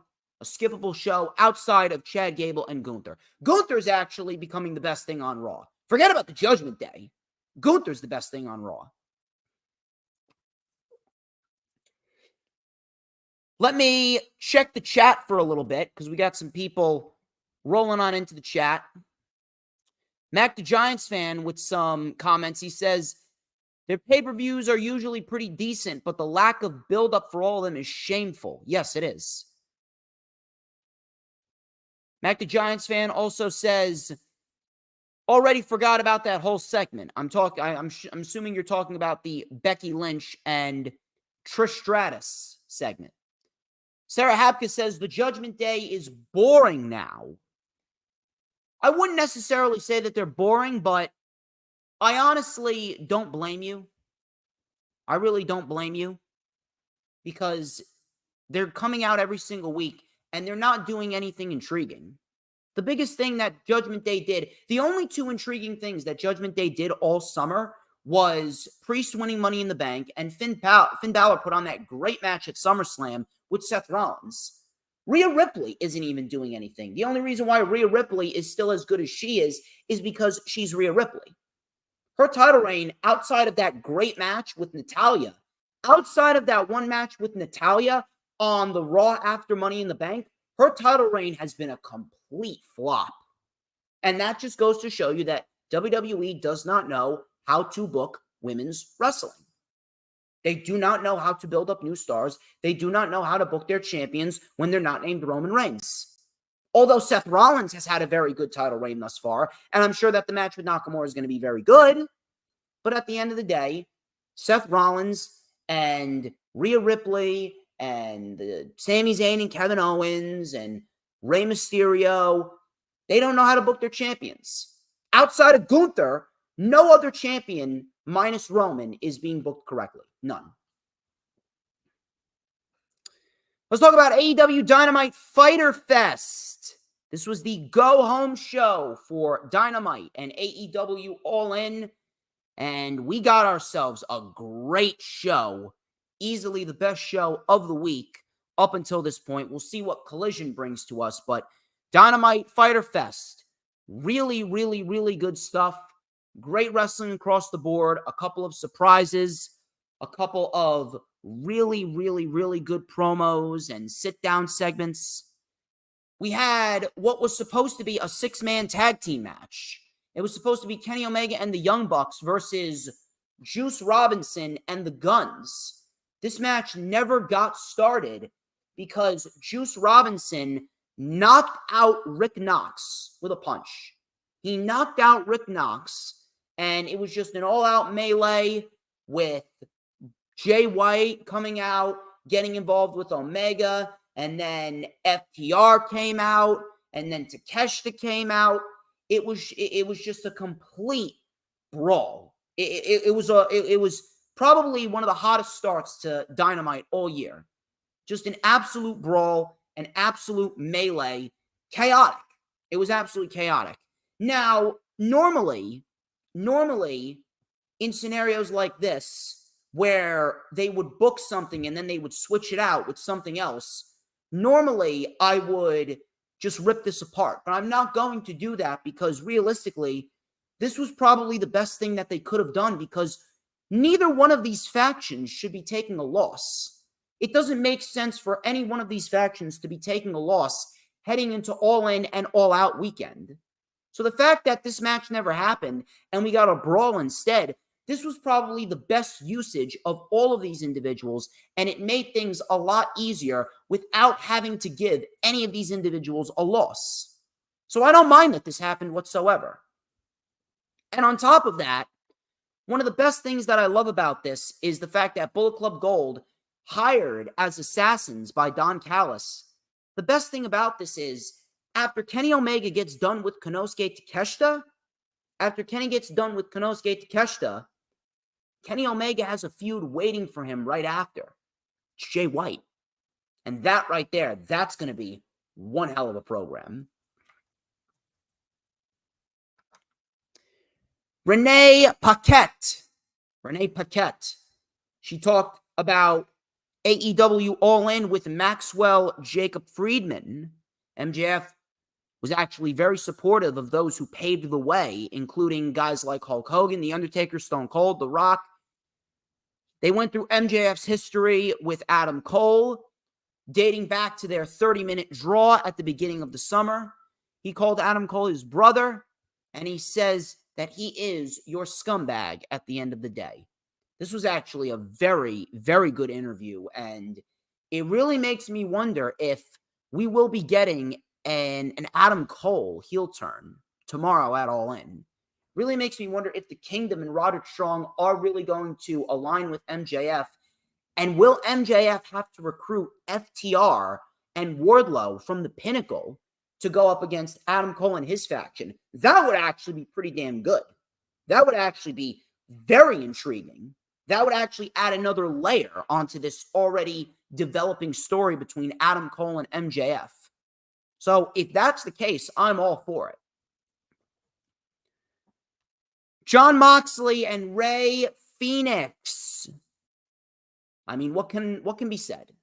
What can be said about Jon Moxley and Rey Fenix? Two excellent pro wrestlers that embody AEW down to a T, going out there and putting on a great wrestling match. Plain and simple. Plain and simple. And it was a great thing to see. It was a great thing to say. So from there, Moxley took over. He brought the heavy artillery with boots to the face, a King Kong lariat. Coming back from commercial, Rey Fenix was caught in a rear naked choke. Fenix came back with a rolling cutter. Fenix with a huge frog splash. Moxley kicked out. Moxley then got rolled up for a 2. Both men were down after a couple of elbow strikes. Super kick by Fenix. Moxley and Fenix were brought up to the top rope. Moxley with an avalanche death rider from the top. Fenix kicked out. Fenix was then locked in the rear naked choke. and Moxley kept it in deep, which ultimately resulted in Rey Fenix passing out. Jon Moxley wins an excellent pro wrestling match. Afterwards, the BCC attacked. Wheeler Yuta had a crowbar, and Yuta struck the crowbar right into Rey Fenix's face, and they even brought in Ortiz and Mike Santana. Ortiz and Mike Santana are indeed back in AEW, and it's going to be 5-on-5 at the AEW Stadium Stampede in Wembley Stadium at All In, with Santana and Ortiz being the mystery partners for the Blackpool Combat Club. And that right there, that is great. That is a great, great call. Those two are absolutely going to go in there and put on one hell of a show. Santana and Ortiz, I really do hope that they are on good terms again. I really do hope that they're on good terms, and I really do hope that they are back in shape. They're back and they're hitting the ground running again, because they are a very underrated and a very underappreciated tag team. They should have won the tag team titles by now. But this was very good. Very, very, very good stuff, and we're going to get one hell of a chaotic brawl tomorrow with Stadium Stampede. And Santana Ortiz, they look great. Tony Schiavone, he monitored the contract signing between Will Ospreay and Chris Jericho. Jericho came out with Sammy Guevara. He had an entire security crew around the table just to make sure that there was no funny business. So Don Callis spoke. Crowd booed heavily.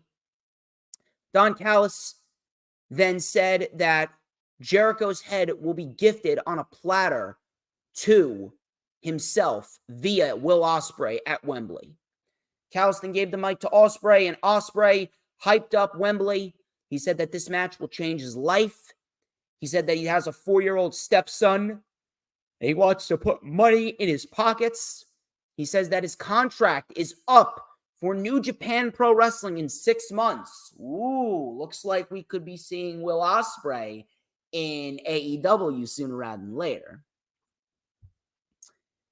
So his contract is up for New Japan in 6 months. He says that he is the best pro wrestler in the world. Better than Danielson, better than Punk, and better than you, Chris. He then signed the contract, and Chris then had his time to speak. Jericho said, I don't think you would have accomplished everything that you have accomplished if it wasn't for me. I called you, and I told you to tone it down because you were going to be in a wheelchair by the time you were 30, just like your hero, the Dynamite Kid, said Jericho. He then said, you would have never made it this long if you continued at the rate that you were. Everyone on social media is predicting my demise. That means I have to be. No, I will be the best version of Chris Jericho, but you're going to have to be the best version of Will Ospreay. And he ended with, don't make me regret the fact that I picked up the phone and I kept you from being in a wheelchair. Will Ospreay then slapped the mic out of Jericho's hands, and we got ourselves a nice pull-apart brawl with the security separating the two.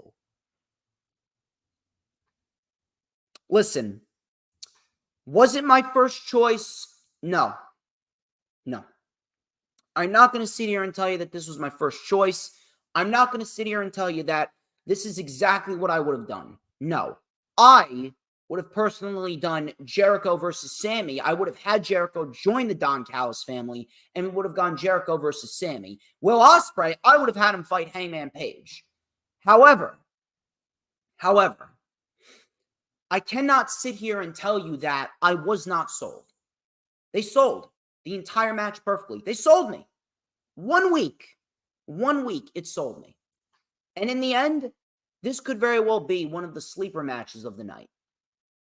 Excellent contract signing. Awesome stuff.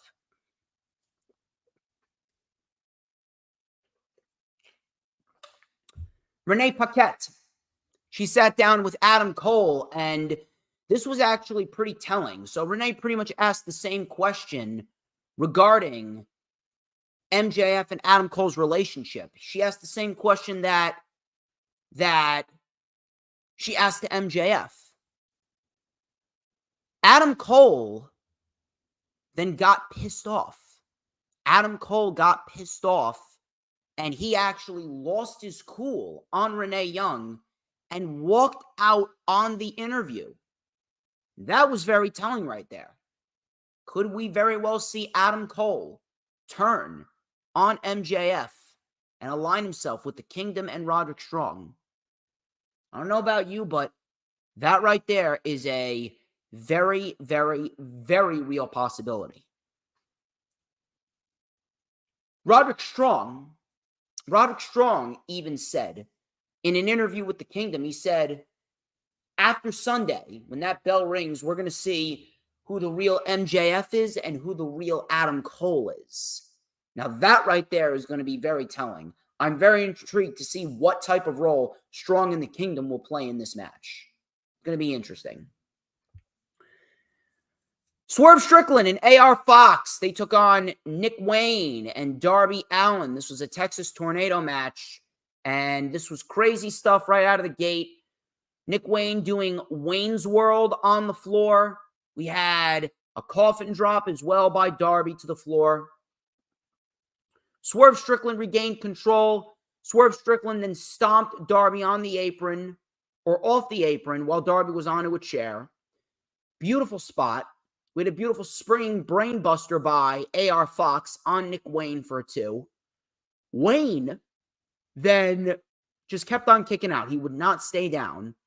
Fox then missed the 450, and Wayne rolled up Fox with a bridge pin, and Nick Wayne won his first match on AEW Dynamite.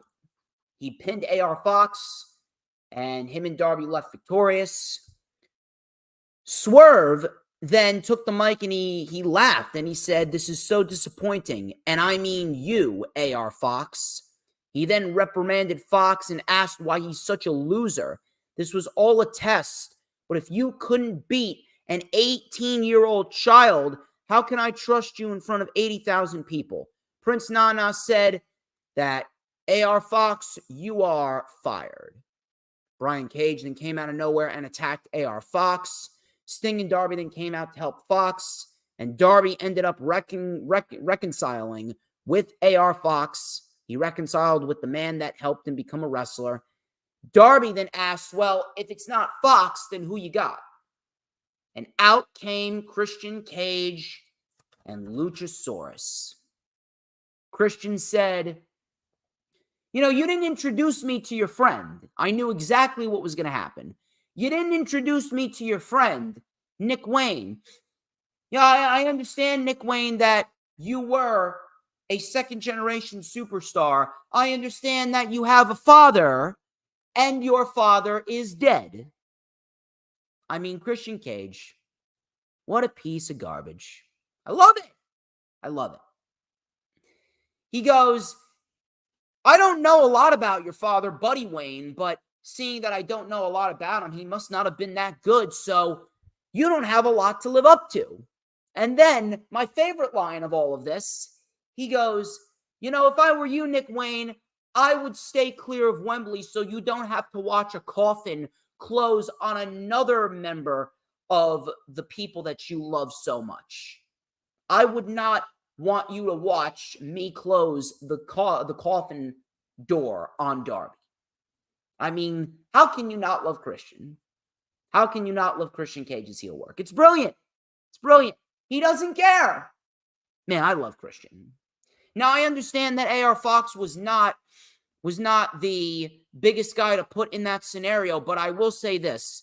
The fact that they told a story of Swerve being disappointed in Fox, kicking him out, and recruiting Christian Cage, I will say this. This does make sense, and this does bleed into what's going down at All Out the following week. So I will say that. Ruby Soho, she took on Sky Blue. This was a very solid match for what it was, and this was a setup match. Sky Blue looked very nice, diving crossbody off the apron, diving crossbody in the ring, and a nice neck breaker. We had some back and forth pin counters by both women. Sky Blue hit Skyfall, but Ruby kicked out. Ruby then with a knee, No Future, and Destination Unknown, and Ruby gets the win.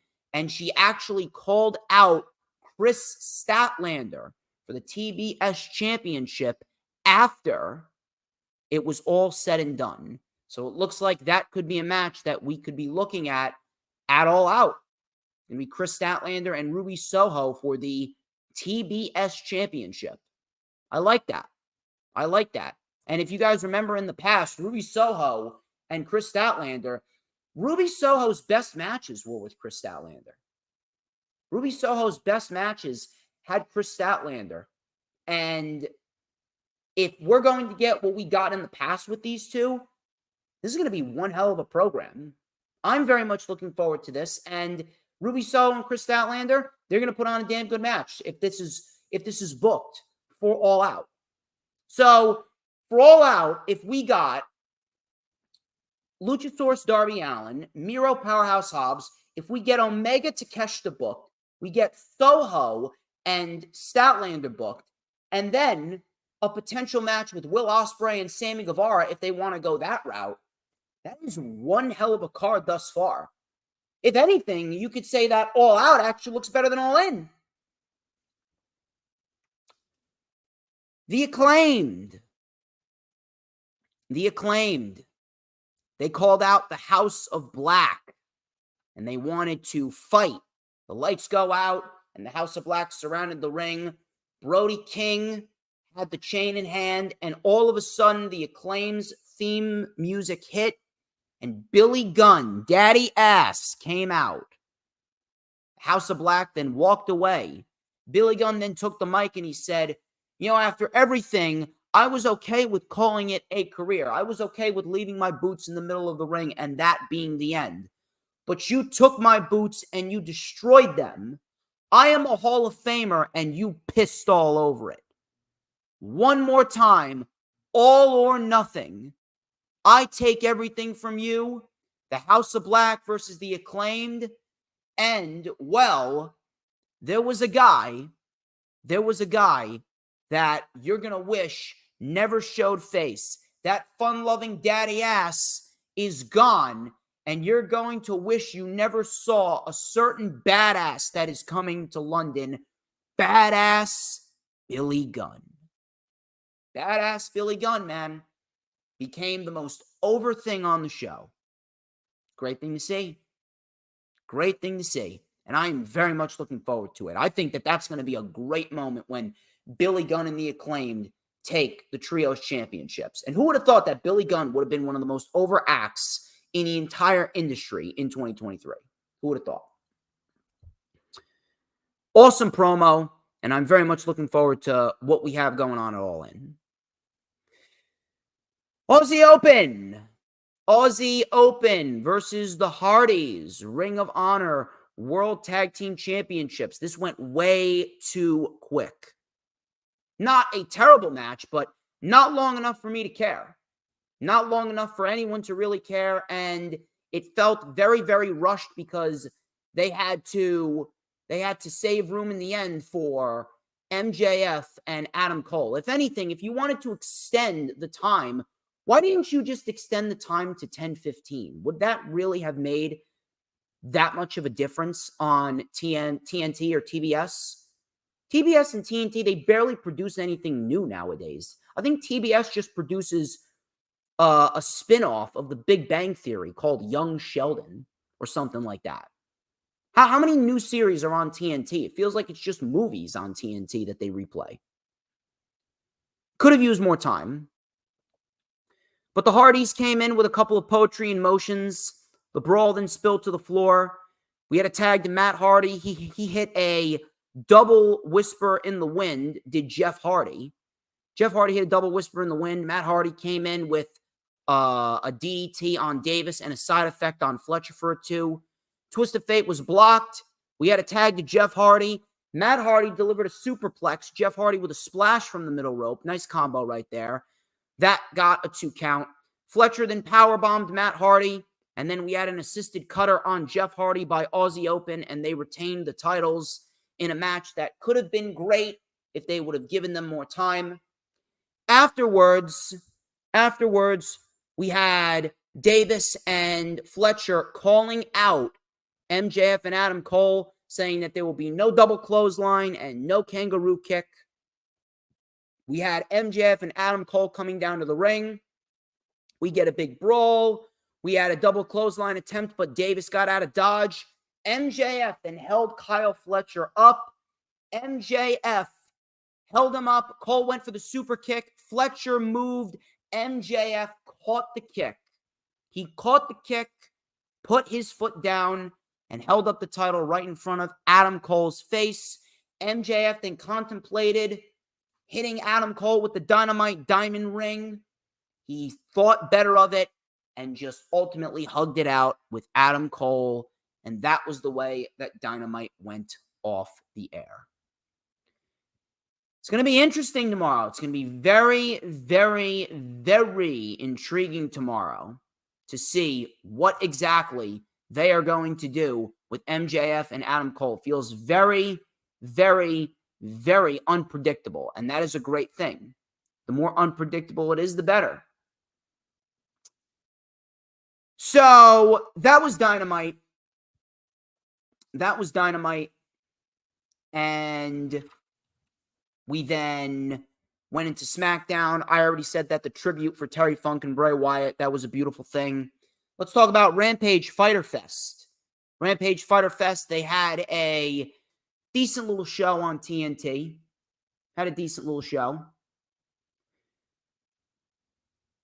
We had the International Championship. This was Orange Cassidy and Aaron Solo. This was for the International Championship, and Harley Cameron she's pretty much the new Jillian Hall right now. I don't know what exactly is going on. Just Harley Cameron and this singing gimmick that they got going on.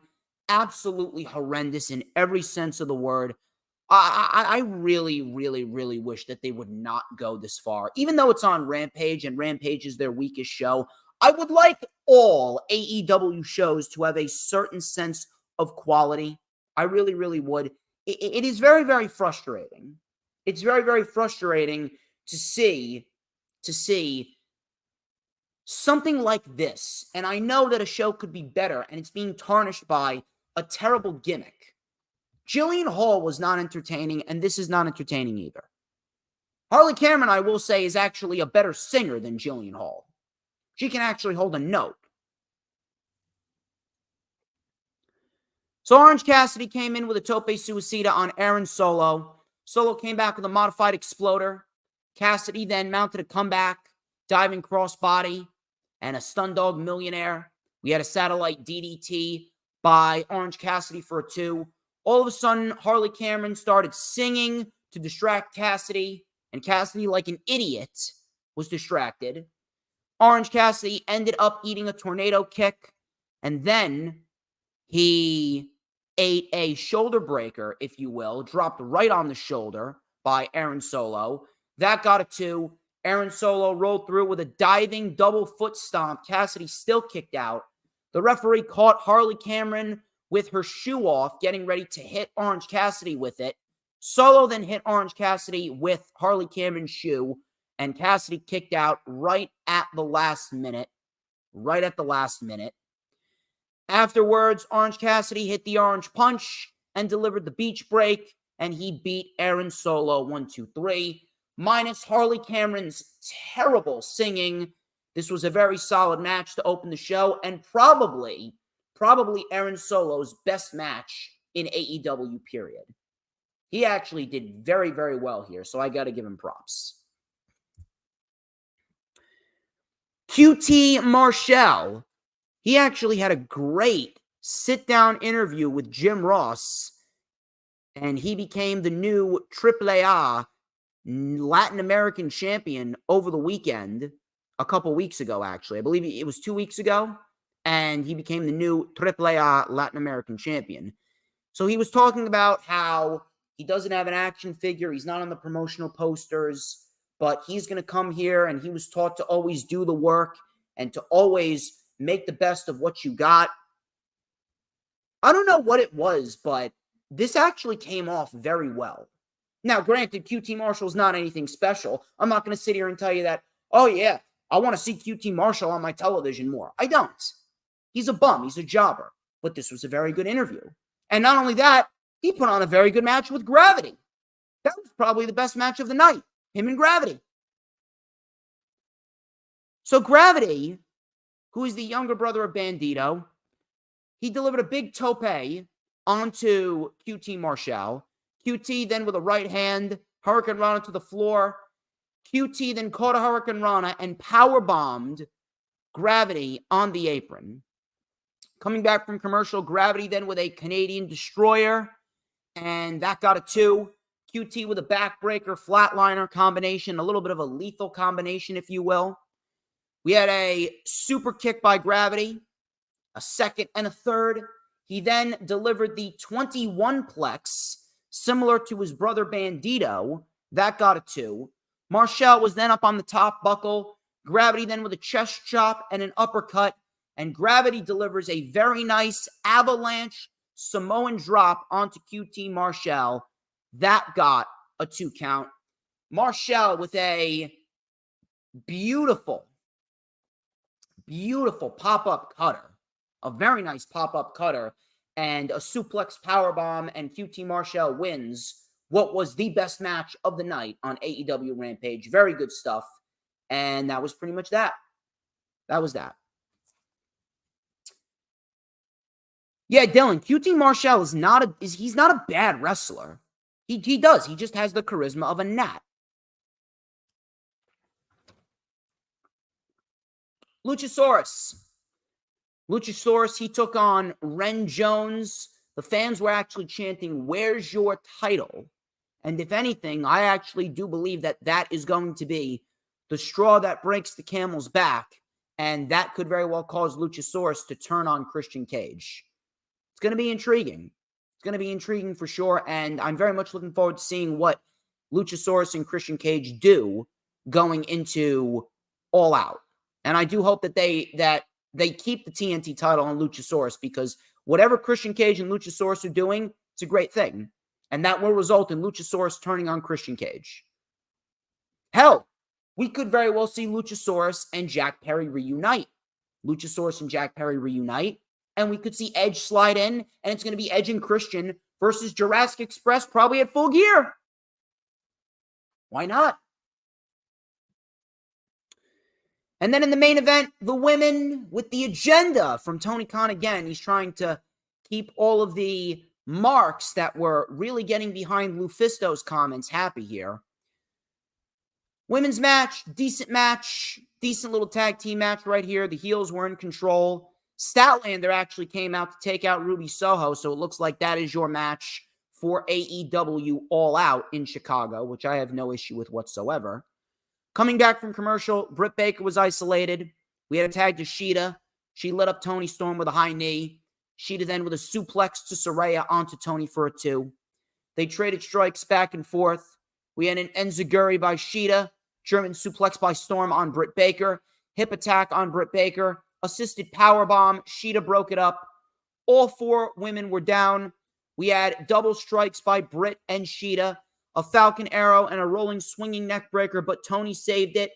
Toni Storm then spray painted Sheeta in the eyes, and Sheeta was blinded.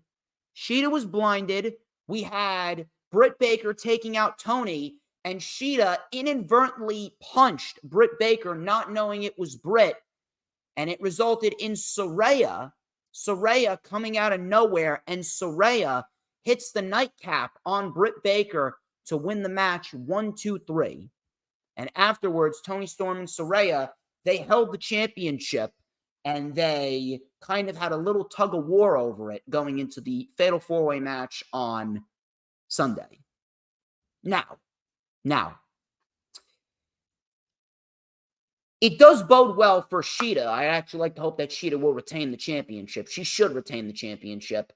But there's just no heat going into this match. Now, it could be a decent wrestling match in the end, but there's just no heat. There is no heat. They have not built up this match in any way, shape, or form to have as much heat as we know it should have. All this match is a tribute match and a throwback match to the women's Fatal 4-Way match that we saw back at All In 2018. I understand what you're doing, but you got to give it more than just, oh, it's a throwback. It's a tribute match to the first All In Chicago in 2018. You got to do more than that. You got to do more. You cannot, I'm telling you, you cannot just build it off of the fact that, oh, it's a tribute. Yeah, you can have tribute matches all you want, but you got to give a sense of care to said matches. You got to give us a reason to be invested in these matches. There's really no reason to invest in this match. Could it be decent? Yeah. But they could have done a lot better job at building up the women's match for the show. Ladies and gentlemen, that was it. Rampage, not bad. Not a bad show whatsoever. Rampage has never been a bad show. I don't really understand where people come up with this notion of Rampage is a bad show. Rampage is not a bad show. It's not. The problem with Rampage is the fact that it's just not must-see. It's not. I wish it was, but it's not. That was pretty much that, and that was your week in professional wrestling. That wraps up this edition of the Lightning Flash Update and my debut on the PWP Nation Facebook page, and we got a hefty amount of views. We got a hefty amount of likes as well. Really, really, really good stuff, and I greatly appreciate each and every single one of you. You guys have been great. Thank you to Dee Dee. Thank you to Dylan. Thank you to the Final Hoss. Thank you to Sarah. Thank you to Danielle Wolf. Thank you to everyone. You have been fantastic. Tomorrow, be ready. Be ready tomorrow, because tomorrow it is going to be the rewind for AEW All In at 6:30 p.m. Eastern Time. And we're going to have a fun time talking about All In and dissecting everything that goes down. Check out all my links in the description. Like, comment, and subscribe. Of course, be ready for next week. I'll be on the Dynamite Watch Along. We got the rundown for Payback on Tuesday and the rundown for All Out on Thursday. Plenty of good material coming to you guys as we head into the last week of August. And I'm on vacation all of next week, so you're going to be seeing a lot of DJ Shizzle Dizzle. But until tomorrow, when I come on to talk about All In, I am DJ Storms. This has been the Lightning Flash Update. But before we get out of here, I have a very, very important question for everybody here that everyone must answer. And the answer is, who runs the IWC? Who runs the IWC? Everyone should know by now who runs the IWC, and all the people on Facebook are going to be saying it as well. Who but DJ Storms? And don't you ever forget it. 'Cause we want retribution. Oh yeah, we want retribution. Oh yeah, we want retribution. Oh yeah, we want retribution. Yeah, we ran out of patience. Boy, you're left with the